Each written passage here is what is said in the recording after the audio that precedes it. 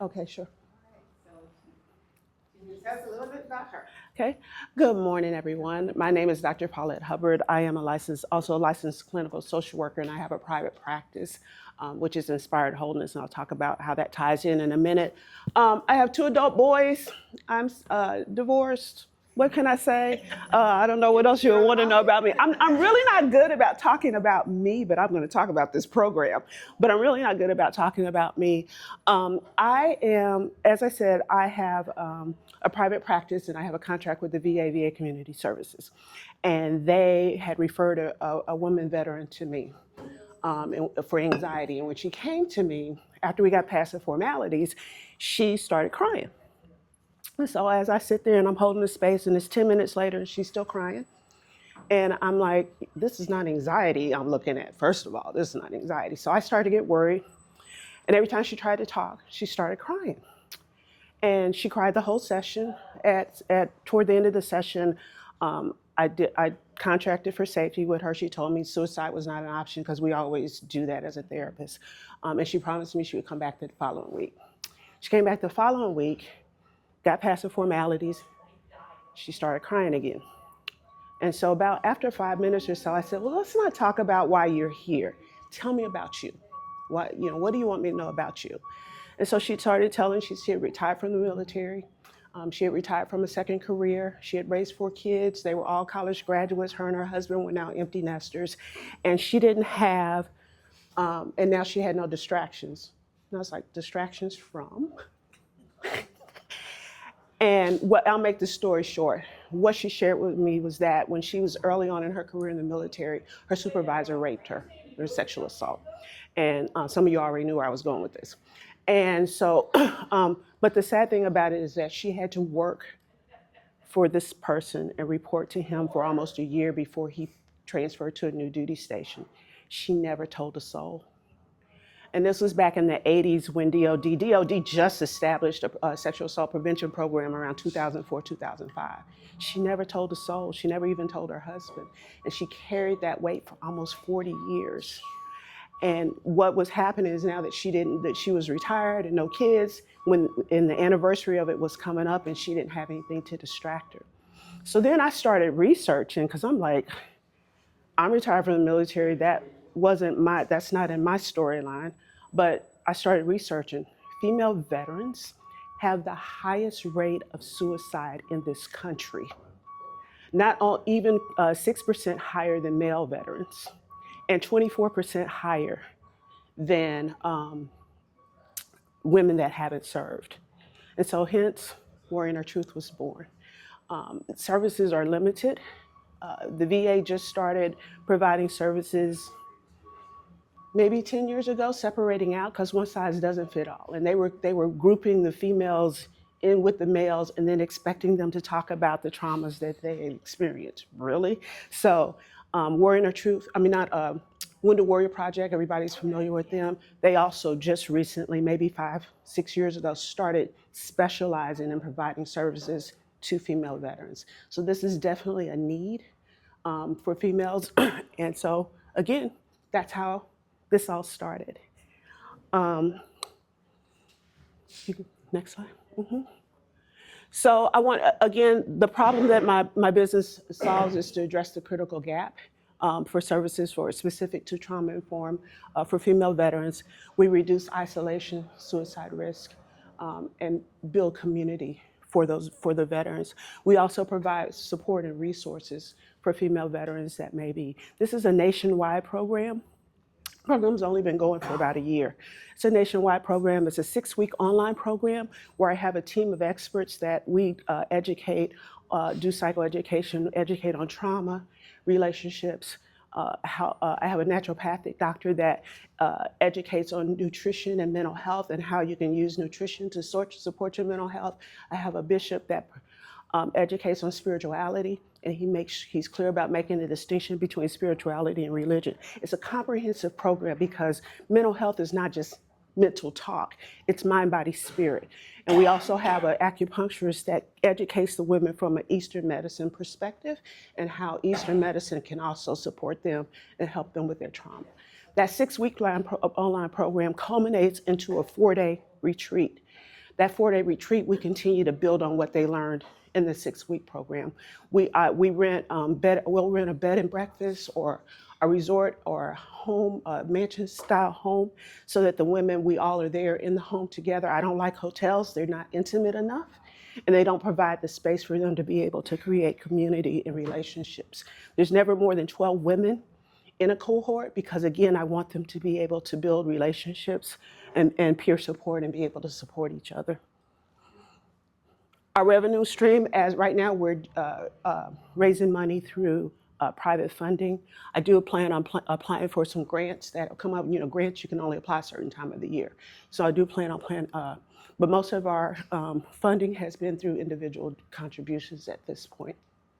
I am also talking to a couple of corporations about that, that to sponsor us in this. And I've targeted corporations and businesses that cater to veterans and female initiatives.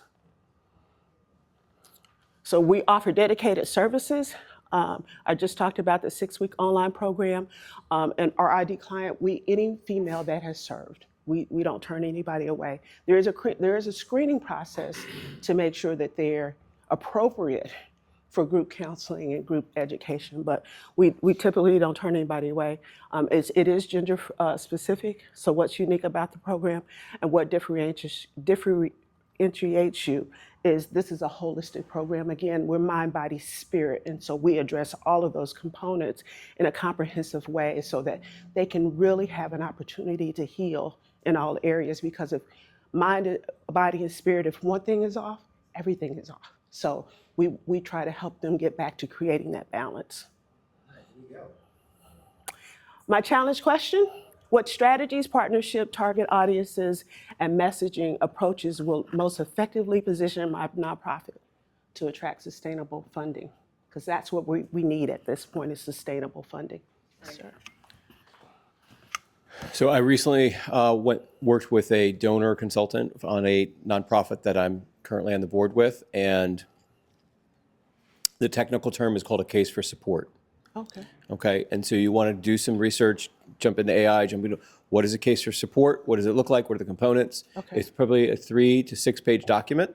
Okay. It's going to outline the problem, and even maybe the story that you just talked about, and then how you are going to address it. Okay. And that document is the thing that you start to spread around to foundations and potential donors and sponsors. Then they can, as they read it, they get that high level picture of the problem you're trying to solve and how you're about to go about doing it. Okay.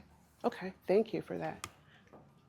So are you connected with the VA trauma services? Yes. And so with the case managers who can give you direct referrals? Yes. Oh. And that's where they've been coming from. And I started off with the VA's Center for Women, and then now I'm actually scheduled, I've been talking to individually to the Veteran Services, State Veteran Services. I'm actually scheduled to present for them next month to the total. Okay. And is it women only? Because, we also have men that was from the military. Yeah, but right now our program is women only because that need is there and there are more services available to men than there are women. Okay. So specifically focus on the target audiences, since many veterans take up jobs in the government. Maybe consider the Combined Federal Campaign, CFC, to see if you can get your organization in that pamphlet, because working with the federal government for many years, we are federal government, we want to give, right? And so we look through, it's now electronic, the brochure, not the brochure, the guide is electronic now, but they can search, they can read a little blurb about what you do. And so that will get to those women who are trying to be distracted because they're still working, but at some point they're going to have to retire, and they're going to experience something similar to what your case study demonstrated. Absolutely. So I have a I have a quick question. I'm actually a physician by training, and I'm wondering, where do these women primarily report to? Do they report to their primary care physicians, and then it's documented in the electronic medical record, and then it gets to you? How does that work on the military side? On the military side, usually they're coming from the VA or the Veteran Services that I've been working with. Most I haven't reached out to individual physicians. So it's a direct referral, or is it flagged in the medical record? Now, I don't know if it's flagged in the medical record or not. They first have to report. Some don't even disclose.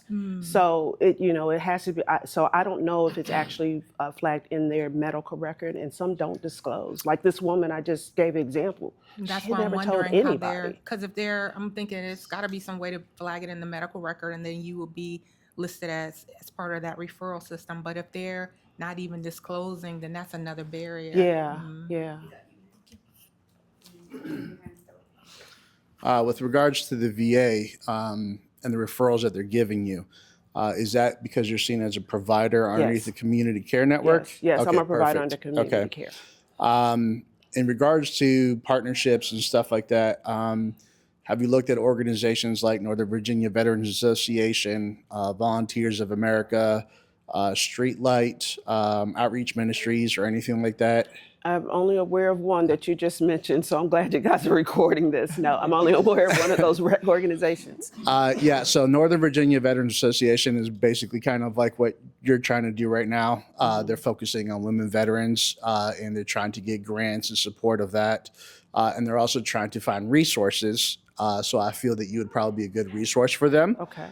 Because they are trying to grow that side of their community, and they want to make sure they support their women veterans, especially in regards to suicide risk, like you're talking about.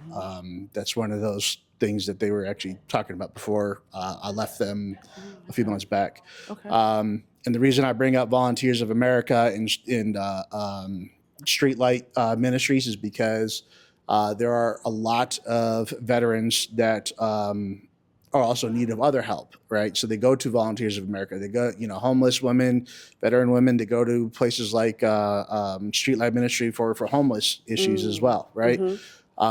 So if you can get your name out there with a couple of those organizations, they may be able to partner with you and send you referrals or whatever else you may need. Okay. Awesome. Yeah. More work is, by the way, I wanted to say I really respect what you're doing. That is an incredible service, especially to our veterans. And finding more work, I don't think is going to be a difficulty for you. Finding funding is where you're going to That's really my be issue. challenged. Have you talked to MAGIC, No, I'm not even familiar. Management Information Government Systems? Okay. Yeah, they're at Chin Library. Okay. They have every database imaginable. If you tell them you need women veterans in the state of Virginia, women veterans on the East Coast or Mid-Atlantic, they'll pull up a database and get you the names of every single one of them and their telephone numbers and addresses. Okay. It'll enable you to make contact with them and share a story just like you shared. And I think the power in that story will motivate a lot of people to donate a lot of money. Okay. But you're got to get the word out, and it's going to be a social media component, Yes. a mail component, a telephone campaign, variety of different things that are kind of old school. Yeah. But to get to the community that can afford to support you, you probably need an old school reach. Okay. Okay. Good to know. I mean, back to like a door knocking type thing, I guess you'd say, but I'll lean back on, say, VFWs and stuff like that to get avenues and partnership and recognition, but also the American Legion here in Woodbridge, the lady down there, I know she has something going on with the homeless vets and suicidal Okay. stuff. So I'll maybe stop in and I cannot remember her name. I I'll know find her it out, quite well. trust She me. knows me. I'll But yeah, I think that would be helpful just to pay a visit and Okay. chit chat. Okay. Absolutely. Just a quick recommendation. EAP, because when you mentioned the federal government, EAP does a lot of referrals as well. And there's a lot of veterans that work for the federal government, as Right, you know. absolutely. So the Employee Assistance Program. Okay. Absolutely. The second question. So a lot of you have already answered some of this question. How can I best communicate differences in this program and the need to promote structured environment for women specifically?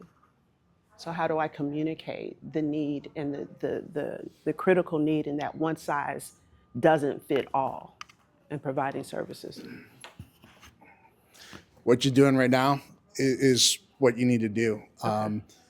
The community at large doesn't know about women veterans. They don't know the statistics that you just gave. So we need somebody out there supporting our female veterans and getting that information disseminated. I don't think without anybody really addressing that issue and bringing it up and putting it at the forefront of other people, that's not going to be known. They don't know that the community is actually out there. Let's put it that way. Gotcha. So being able to get in front of other people, other organizations, other partnerships, and giving them that information, I think that's going to be a huge avenue in being able to describe why we need this, what's different about it, and whatever statistics, research you can throw in there, that's what people need to know. Okay. Awesome. Fellow veteran here. Are you familiar with the Yellow Ribbon program, if they still do that anymore? I don't know if they still do it. I am familiar with the program. but Okay. I hadn't thought about them. So when I ETS'd out the military, we were supposed to do the Yellow Ribbon program, which is a transition from military to civilian. And they had vendors and speakers and things there to help guide you through the process of employment and stuff like that. That was 13 years ago. I don't see why they would get rid of that, but maybe if you mention to a veteran who's been in long enough about the Yellow Ribbon program, I'm pretty sure they can find a place for you to get direct connection with people who are transitioning out. And I'm pretty sure some women will be within that mix. There's a lot of people who have to go and a lot of people transitioning out. So maybe that's something you can track down and get a lead on. Okay. Will and then Jim and then Chris. Okay. So you're talking trauma-informed care. So you connected with the veterans' Facebooks and the Instagram and all of that stuff, of that. and then just pretty much like he was saying, just talk about trauma-informed care. Yeah, all of that. You're We're doing already connected with Instagram, with Facebook. My son did a whole 3 months. So LinkedIn, yes, we're on social media everywhere. We did a whole 3-month social media campaign where we run it consistently to make people aware and to make them aware of the program. That's also how I've gotten some of the referrals. I'm not short on referrals. We actually have a wait list. It's the funding that we need to figure out funding. Yeah, we've only been receiving private funding. We need funding to run the program, to hire more facilitators, that type of thing. That's where I was going. Increasing your audience for fundraising. My experience with recovery programs is that every woman who has got a husband who's dealing with PTSD or suicidal issues as a result of serving are dealing with the same thing because it comes home to them. It Yes, roosts in your absolutely. family. Absolutely. And so the kids tend to have the same problem. And so talking about it from that vantage kind of increases your audience to even male soldiers that have PTSD, to bringing it home to their family. Their wives need your counseling. Gotcha. And that's where I think if you can open that, just crack that nut a little bit, you're going to increase the audience that potentially can fund you, because it's military that is impacting families. Right. And military service impacting families. So change the narrative for different audiences to get into those other audiences, Okay. because it's going to enable you to get more funding. Okay. Crystal and then Greg. So this is also in the context, understanding that you need the funding. So this is still in the context of increasing your audience. So with that being said, as you're planning your year of activities, right? So I think Women's History Month is a Yes. very good. We're already planning. You're doing We're that, already okay? planning. And then I like to introduce you to Frankie here, who does really good videography and commercials and that type of thing. But also I wanted to just look at like St. Jude and those people that the Children's Fund, United Children's Fund, look at those type of commercials and figure out how you can create something like that using your son's resources, what have you, and have that call to action at the end. You know, there's another thing that I thought about real briefly is that so Lisa and you have a connection, right? Absolutely. The veterans. Absolutely. And so this might be later down the road, but it's still an opportunity to get the word out and increase funding. Is that even if in her books, if it's something like if she was to do something capturing women's history, and then you say history is still being made, however, behind these histories, there are stories Gotcha. that really impact women. Okay. And let's talk about that. Okay. And in order for us to continue these services, we need funding or something like that. Okay.